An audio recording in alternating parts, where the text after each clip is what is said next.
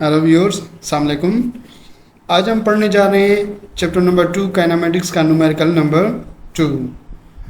ये chapter number 2 जिसका name kinematics है, ये फिजिक्स क्लास 11 की जो न्यू बुक है सिंध टेक्स्ट बुक बोर्ड वालों की, ये उसका चैप्टर है। तो चलते हैं न्यूमेरिकल नंबर 2 की तरफ। न्यूमेरिकल नंबर 2 में जो इन्फॉर्मेशन मौजूद है उसको हम समझने की कोशिश करते हैं। 2 tug boards are towing a ship.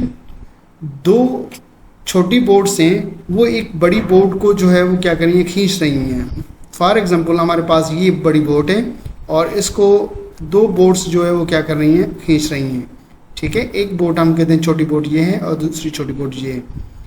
दोनों ही बोट्स जो हैं वो इक्वली फोर्स लगा रही हैं। मीन्स अगर ये बोट है ये भी 6000 न्यूटन फोर्स लगा रही है और ये वाली जो छोटी बोट है ये भी 6000 न्यूटन फोर्स अप्लाई कर रही है।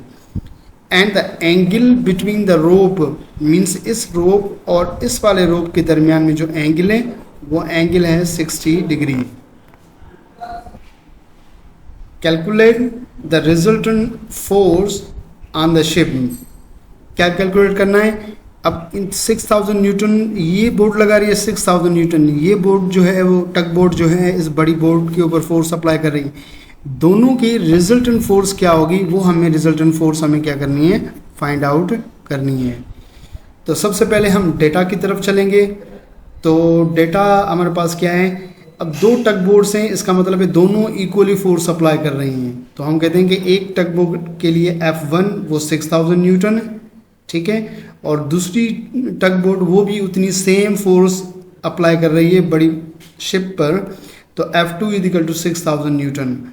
एंगल कितनी है दोनों फोर्सेस के दरमियान, वो है 60 डिग्री। तो theta is equal to 60 degree. Calculate the resultant force. हमें क्या फाइंड करनी है, रिजल्टेंट फोर्स फाइंड आउट करनी है। तो उसको हम F से मेंशन करते हैं डेटा में, और इसके सामने क्वेश्चन मार्क हमने लगा दिया क्योंकि हमें ये फाइंड आउट करनी है। तो सॉल्यूशन के ऊपर चलते हैं। सॉल्यूशन में हम जो है वो एक ऐसा रिलेशन यूज़ करना है जिसमें हमें F1 हो, F2 हो, थीटा भी हो और रिजल्टेंट फोर्स F भी हो। तो उसके लिए हमारे पास है law of cosine. Law of cosine का जो रिलेशन है वो क्या है, F is equal to under root F1 square plus F2 square plus 2F1 F2 cos theta. अब F1 भी मौजूद है हमारे पास डेटा में, F2 भी हमारे पास मौजूद है डेटा में, और यहाँ पे एंगल जो थीटा है वो भी हमारे पास यहाँ पे मौजूद है। ठीक है, तो ये सारी वैल्यू हमें इस लॉ ऑफ कोसाइन में पुट करके हमें इस रिजल्टेंट फोर्स को हमें फाइंड आउट करना है। तो चलते हैं, अब हम क्या करेंगे, नेक्स्ट स्टेप हमारा ये है कि हमें इसकी वैल्यू को पुट करना है। तो F is equal to F1 square. F1 की वैल्यू हमने रखी और इसको स्क्वायर कर दिया। एग्जैक्टली F2 की वैल्यू हमने रखी और इसको होल स्क्वायर हमने कर दिया, प्लस 2 F1 और F2 ये दोनों दो के साथ मल्टीप्लाई हो रहे हैं। तो हमने 2F1 6000 मल्टीप्लाई 6000 रखा, मल्टीप्लाई कॉस थीटा। अब कॉस और थीटा हमारे पास कितनी है, 60 डिग्री हमारे पास मौजूद है डेटा में यहाँ पे। ठीक है, अब 6000 का स्क्वायर करना है, इस 6000 का भी स्क्वायर लेना है, और इस 6000 को और इस 6000 को मल्टीप्लाई करना है कॉस थीटा के साथ और 2 के साथ। ये सारी वैल्यूज़ आपस में क्या होंगी, मल्टीप्लाई होंगी। तो 6000 का जो स्क्वायर है वो हमारे पास ये हमें मिला, और इस 6000 का स्क्वायर वो भी हमारे पास ये सेम मिलेगा।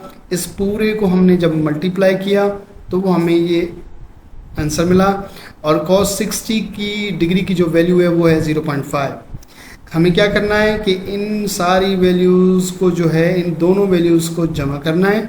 ठीक है, लेकिन ये जो 72 जो है वाली वैल्यू है इसको 0.5 के साथ क्या करना है, मल्टीप्लाई करना है।